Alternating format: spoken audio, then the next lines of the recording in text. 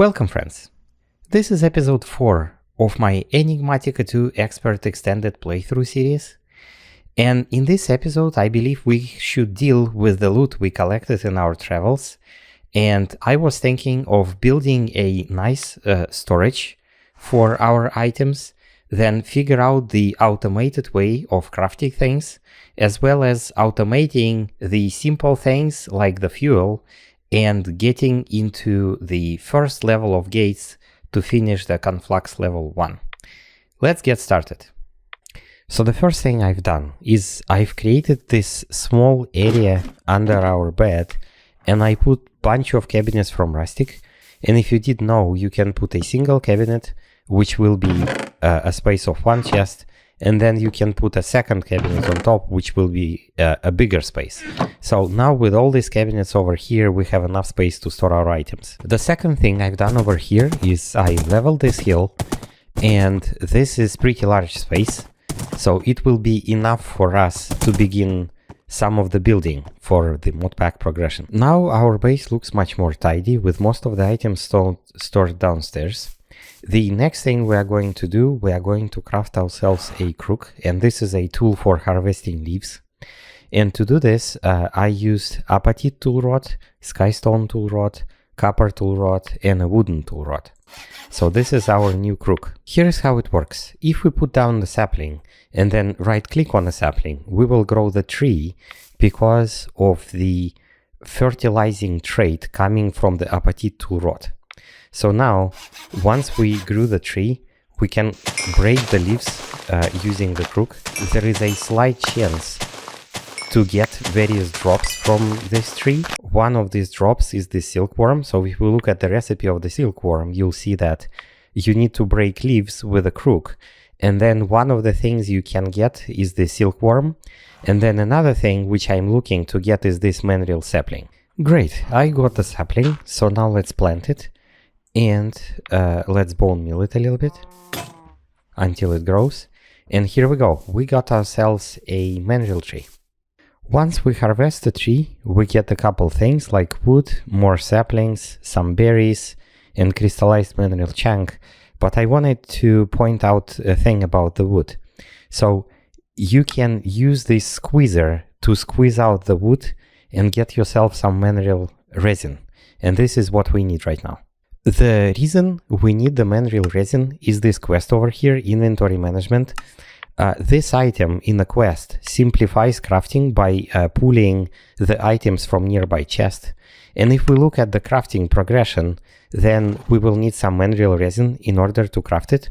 But another thing which we will need is this crushing block to be able to use crushing recipes. And the crushing blocks has two important components. One is a double compressed charcoal, so this item requires lots of charcoal, and the second item is a heavy block, and a heavy block is made out of the heavy ingot, which in turn is smelted from the heavy lump mix, and the heavy lump mix requires some pulverized lead, crushed black quartz, and then either a propolis or a bitumen. If we find ourselves some oil sand, we can break it down and get some bitumen.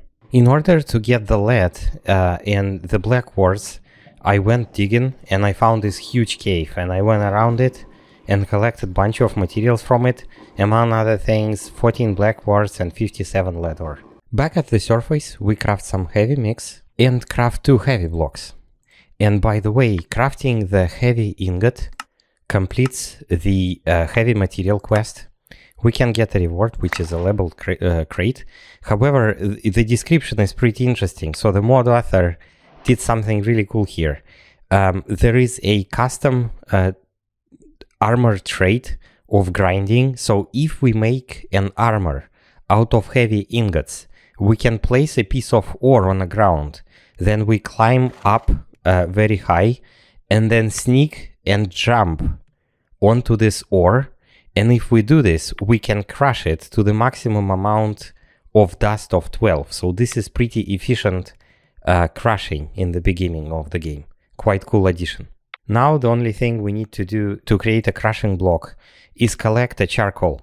And each of these pieces here need 81 charcoal. And let's be clever about how we make it to make it faster.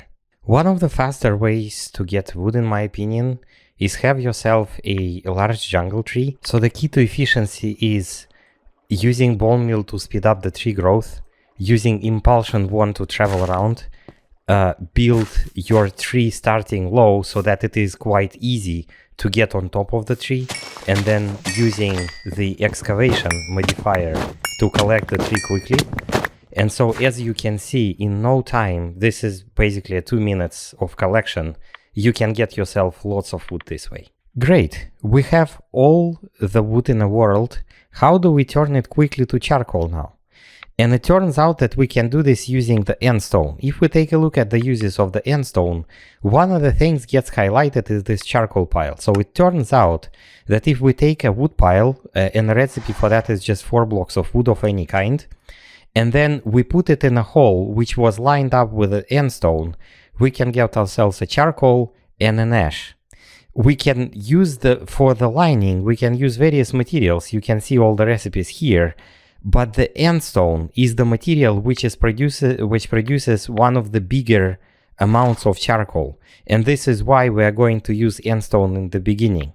Then a slightly worse recipe, 14 charcoal, you can get from lining the hole with ash bricks.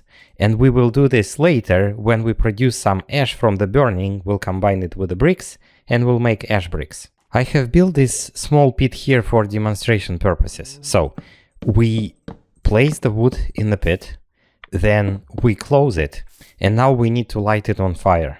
And one thing which I skipped in the beginning is this quest, getting fire. So in this pack, you can break a slab with a stick, and then this will make fire appear. So let's try this. We put a slab, we break it with a stick, you see it starts burning. Now the fire appears, and the whole thing is burning now, because you see these particle effects coming from it. So then I will close the pit, and now let's wait until particles will stop appearing. While the wood pile is burning, let's craft a first part of the crafting device. And in order to do this, we need to craft this inventory explorer, which is quite frankly very easy recipe. We need to put it into the mineral resin inside the drying basin. So what I did here, this is the squeezer from Integrated Dynamics. We put a mineral wood block in here. Then we have to jump on it and we have to press the fluid out of it. So we get the basin. Then really quickly, we put the device in the basin and then we take it out and voila. The charcoal pile has finished burning. We see no particles in it. Let's harvest the top layer and then see how much we get from this. So we harvested all, and if we take a look, we harvested 4 stacks of charcoal and 35 ash. Pretty large harvest. We can use bricks and the ash to create the ash bricks for lining of our charcoal pit. But right now let's take a look at this charcoal. So we can craft a blocks of charcoal from it. And then if we combine 9 of these blocks of charcoal, we will get double compressed one. And together with the double compressed, we can get ourselves a crushing block finally. The crushing block is actually a pretty funny tool to work with. So you drop the item you want to crush and then you put the crushing block on top. It falls down on the item and we got ourselves crafting entity. Now that we have a crafting tool, let's collect our reward, which in this case I will take a small storage crate. In this Modpack, small storage crates have a pretty high level recipe, and this is because they require organic brown dye, and this thing is slightly harder to get right now.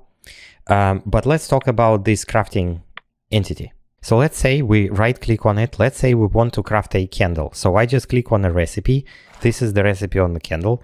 If I click on a button to move items, what will happen is crafting tool will search the chests around us in a range of 20 blocks. And if it will find an items which fit the recipe, it will move these items into the crafting grid, and now we can craft a candle.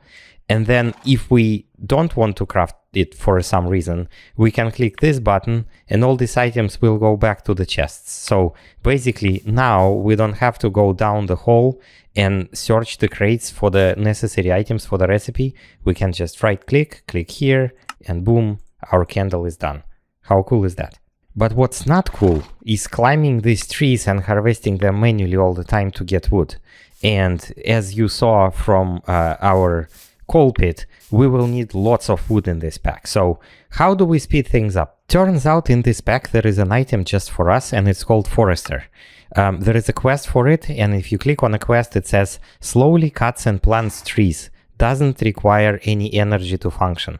So let's progress the quest line toward the Forester. The first thing I'm going to do is craft this item, which is called DevNull, and this is for this quest. And now that we have finished this quest, the next thing is to construct an XP drain. Unfortunately, XP drain requires aluminum rods, and the only way to make these rods is to take aluminum sheet metal and press it in a small plate presser. And that thing required a piston, which in turn required treated wood planks. So I had to go to the village and disassemble a villager house again to get it. But now we have this small plate presser. We put the sheet metal in there, we press a button, and it's getting pressed into the aluminum tool rods. So let me construct the XP drain. Our XP drain is ready, and let me show how to use it. First, we need to craft this fluid tank, which I crafted one. The recipe is quite simple, and this is my favorite tank in the beginning of the game from Ender.io. So you place the tank down, then you put the XP drain on top of the tank, and then you just stand on it, and you can see at the bottom of my screen how XP is draining, and it's draining right into the tank. So if we right click it here, I drained about 10 buckets worth of XP into this tank. So you can see the tank is full, and at the bottom of my screen you see that I'm level 82 and I was 83 and already filled the full tank. And you might be asking, why do I have such a high level, 82? This is because, and I had to look this up, I have an ambitious trait on all of my armor pieces. An ambitious trait, every time you collect an XP orb, the XP amount in the orb is increased depending on the number of armor pieces I have. And I have 4 pieces. So this gives me a pretty hefty XP bonus every time I collect an XP orb. And I collect them whenever I mine. Any block I collect, because of the well-established trait on my tool, I collect XP all the time. And this is why, due to mining, I get a pretty high level. So why do we need all this liquid experience? Well, if we look back at our quest tree and we are going to get the Forester quest, the first quest on that line is from the Mort Quark, and we need to get a slime in a bucket. And this thing requires a slime cube, which in turn is made out of the flue powder. We'll discuss that later. Pretty easy to craft slime crystal. And then this thing, mending moss. So mending moss is made inside of a fluid tank, and what we need to do is to take a ball of moss and dump it into the liquid experience to get the mending moss. The ball of moss is quite simply moss stone, which we collected in the magic forest over there beyond the hill. So we have the slime in a bucket. The next thing we need to do is to craft this iron rod. The iron rod is quite simple. Iron rod itself we stolen from the village, slime in a bucket we just crafted, and then brimstone. For the brimstone, the easiest way to get it is to use the nether portal spread. So let us build a nether portal. I have decided to build a portal over the water, and the reason I did this is because as soon as we light it up, the corrupt energy from the portal will spread and change the blocks around it, and the pathway and the platform I put the portal on cannot change because these are custom blocks from Chisel. But everything around the portal might change, including the water, but you will see in a second that these changes are pretty fitting. So if we light this up, then you will see a message at the bottom left that you feel a corrupt energy is coming from the portal and spreading. The spread will stop if we place 4 coal blocks around the portal. And if we don't, then you can see that, for example, there is this flesh from Biomes of Plenty starting to grow. So eventually this whole thing will become the island of this flesh, which is, I think, is pretty fitting. And the suggestion is to put the 4 blocks of coal in order to stop the spread. However, I don't like this. What I like to do is shut off the portal like this with another block, and once I need it again, I simply light it up back again, and then the spread can continue. So we need brimstone, and brimstone is transformed from simple cobblestone. So for example, let's create 1, 2, 3 blocks, then let's light up the portal. And as you can see, all these cobblestone blocks transformed into the brimstone. So then we can shut off the portal because we no longer need it, and then simply collect the brimstone. So let's craft the iron rod real quick, and then let's just see what's next. The next thing we need to craft is dehydrator. So let's craft it really quick like this. And the next thing is actually what we wanted, the forester itself. And the forester is actually crafted quite simply from the ash, which we already know how to do. Lava wood, which is simply we need to pour lava over the wood inside of the basin.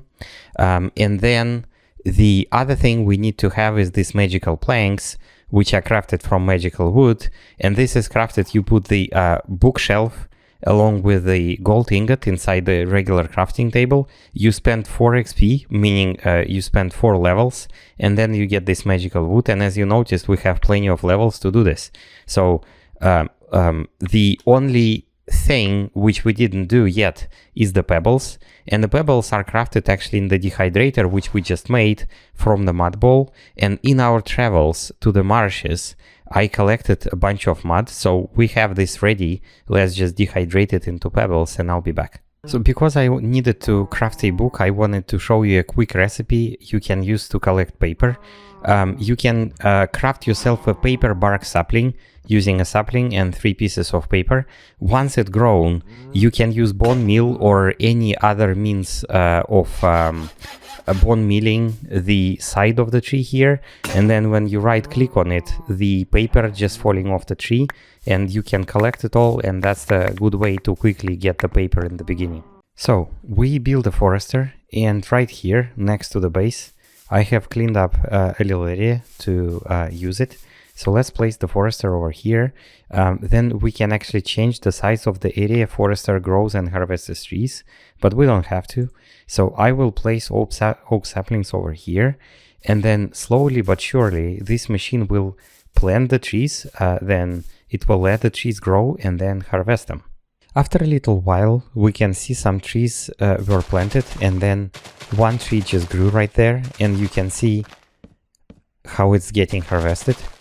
And after it was harvested, you see all of the blocks and the saplings from tree, they just dropped on the ground. So now we need to have a means to collect them.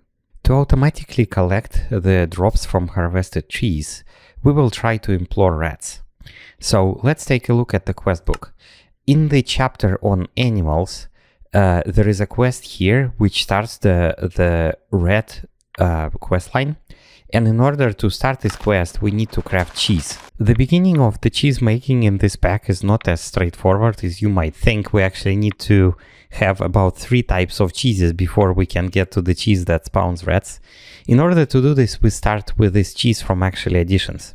And we do this by mixing water and, milk and an egg. Once you have 4 of them, you melt them in a smeltery into the molten cheese, which is 1 cheese block, and then you pour it in a basin and let it solidify. Once it's done, we can take it out to our inventory and then transform this piece into the 4 cheese pieces.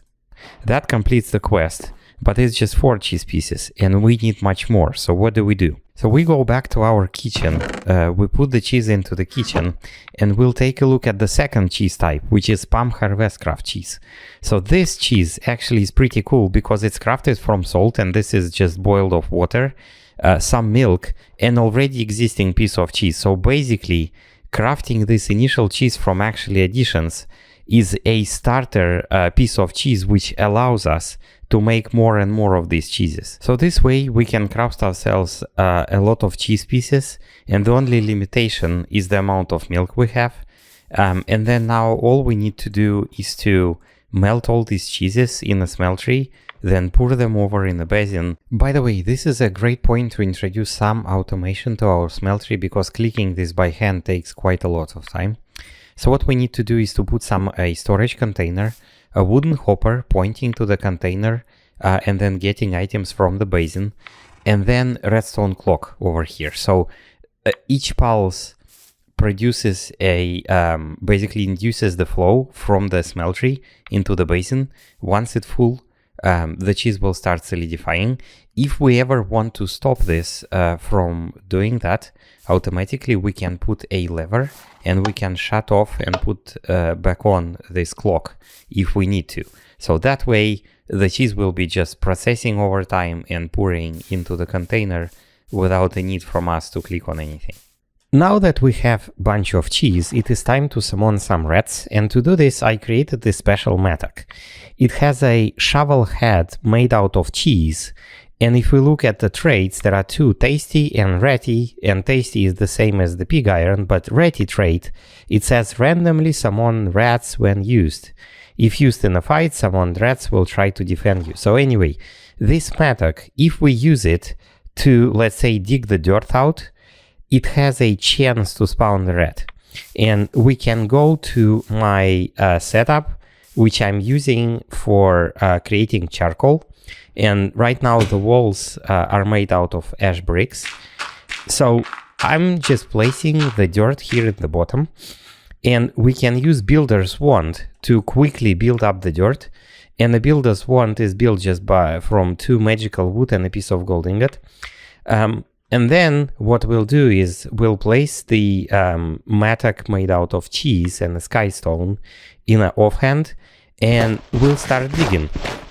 And there is a chance, as we do this, there is a chance to spawn rats, and we can quickly replenish this by using the builder's one. So let me continue digging, and I'll be back when oh, here we go. We don't even have to wait. Let's give it some cheese and take a look what happens. As you can see, the rat is eating the cheese, but it's not tame yet.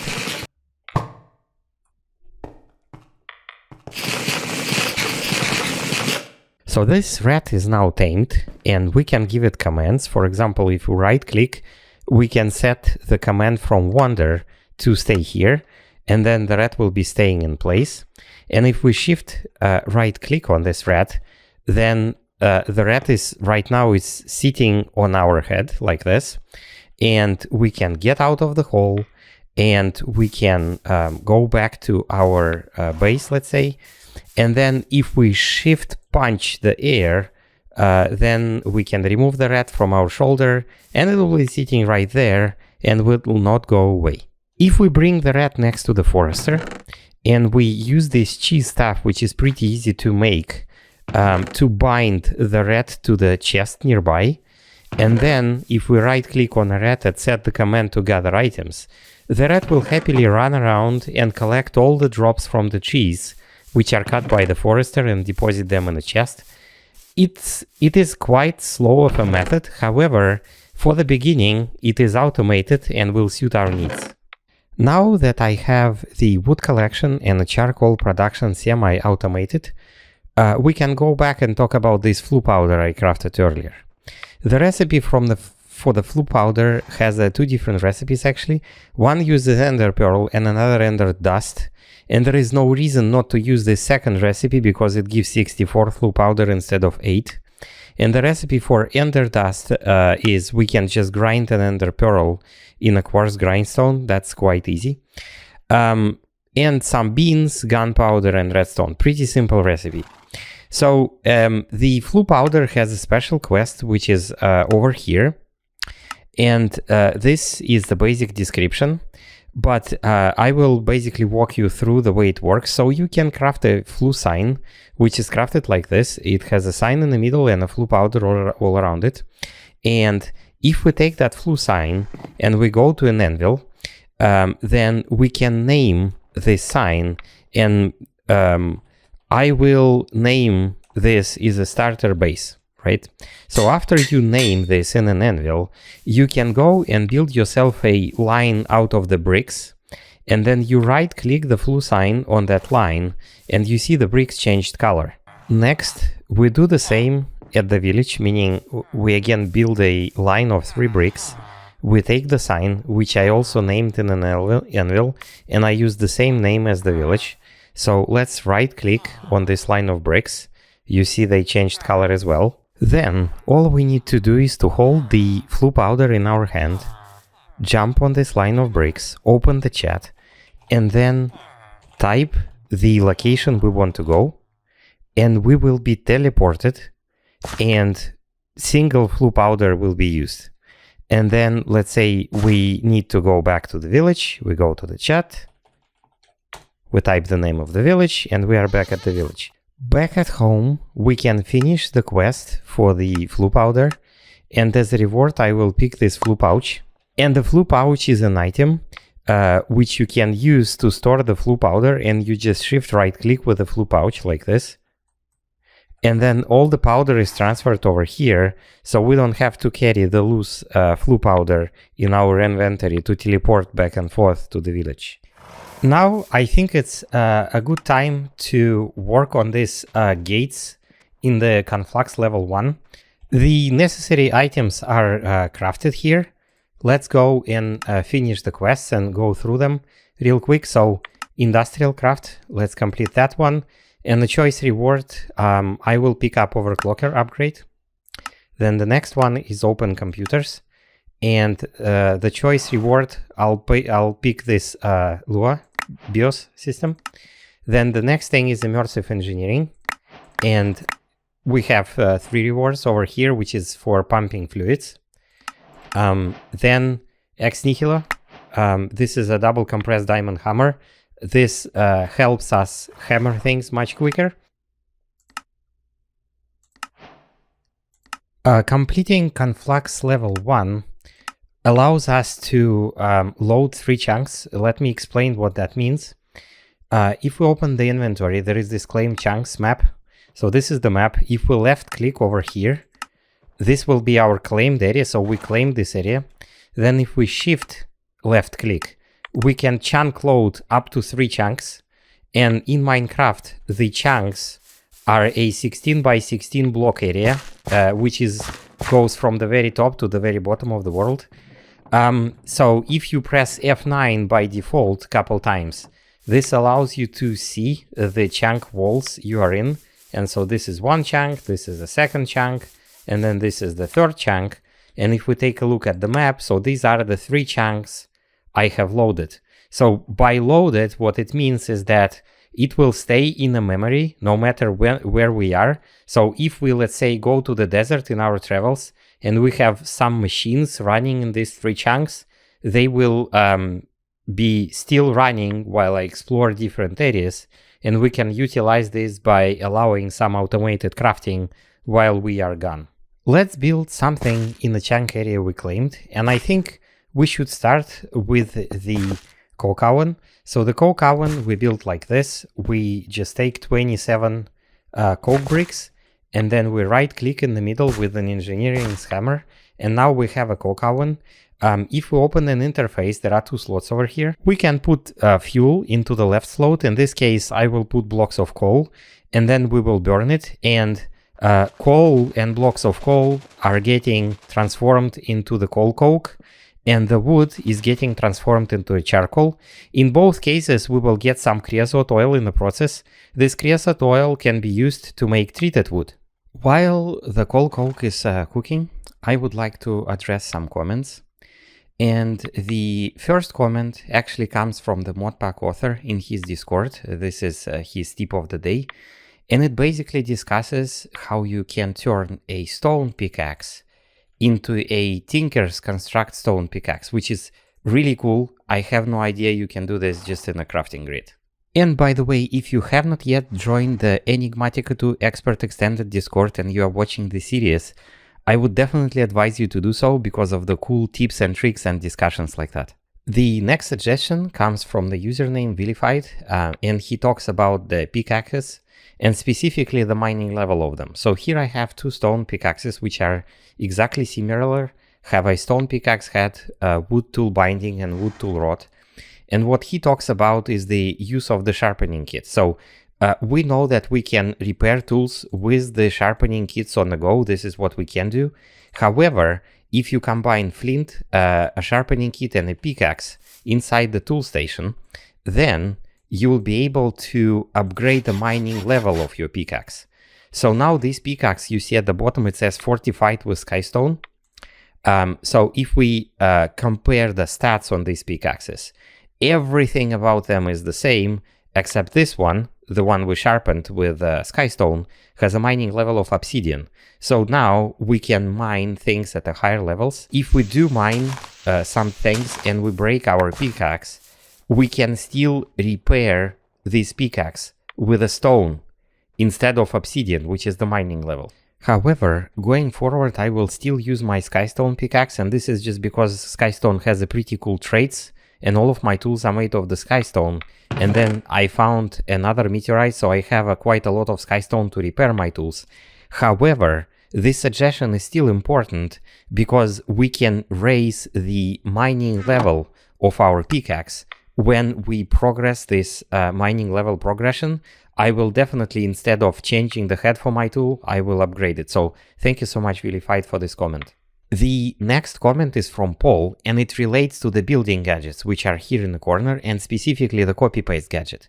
You can use the copy-paste gadget to copy the structure you have already built in your world and place it somewhere else, or you can place someone else's pre-built structure if they paste a link to it on the internet, and Paul has linked a pretty nice Reddit community about building the structures. Also, Paul has a great tutorial on YouTube about how to use this tool, and I believe you should go check it out. I certainly liked it a lot, but in our pack, the copy-paste gadget requires the resonant energy cell, which is an item we will acquire later in the game. So we cannot use this item right now, but I believe we should do this in the future. So thank you so much, Paul, for this comment. The next comment is from Jose, and he suggested that Endermites can have some useful drops. And we have an island which has an Endermite spawner. So let me go over there and bring the spawner back to the base. So here is the spawner, and in order to pick it up, we just shift and right click, and then we can carry it back home. Back at home, I created this small cave and placed the spawner over here. And over time, this spawner indeed starts spawning Endermites. So here is one. Let's kill it. And you can see that indeed it drops tungsten nuggets and ender dust. This made me realize that I was looking at the wrong tab. So if we open the mob drops tab here, Endermite doesn't show anything. So it looks like it doesn't drop anything. However, if we look at the recipe for tungsten nugget, here in the entity drop tab, it shows exactly what the Endermite is dropping. So thank you so much, Jose, for this comment. This will be the great early game source for ender dust and tungsten nuggets. Now let's back to our coke oven. It finished cooking and it produced some creosote oil. And I wanted to show you a cool feature of the fluid tank from Ender.io. You can configure the size of the tank, and what I made it pull liquid from the left side, pull items from the top side, and deposit them at the bottom side. So what this means is that if we place some wood into the upper chest, they will get into the tank, they will get sucked with creosote oil, and then the treated wood planks will be deposited at the bottom and moved to the cabinet below. So now we have an automated setup for producing treated wood. We can use treated wood to create these wooden storage crates, and we already discussed that if we place anything into the wood storage crate and we break it, you see they don't stack, and this is because this wood storage crate still contains the item we placed into it. So now that we have the means of teleportation, crates to store a bunch of items, and our horse to travel around, I think it's time for us to go searching for a new spot for our base. The starter base was really nice to us, and we might keep it for some other purposes, but I would like to find us a place to settle permanently, and I would like this place to be in the mountains. And specifically, I do this for astral sorcery temples. So in order to find the mountains, we'll go here into the quest gate, which is an exploration gate. To craft this, we'll need to craft a nature compass, which is built simply like this. And it also needs biome finder, which is again pretty straightforward, simple recipe. So let me build this up. If you don't know where to find cobweb, then I found mine by the village in this broken house.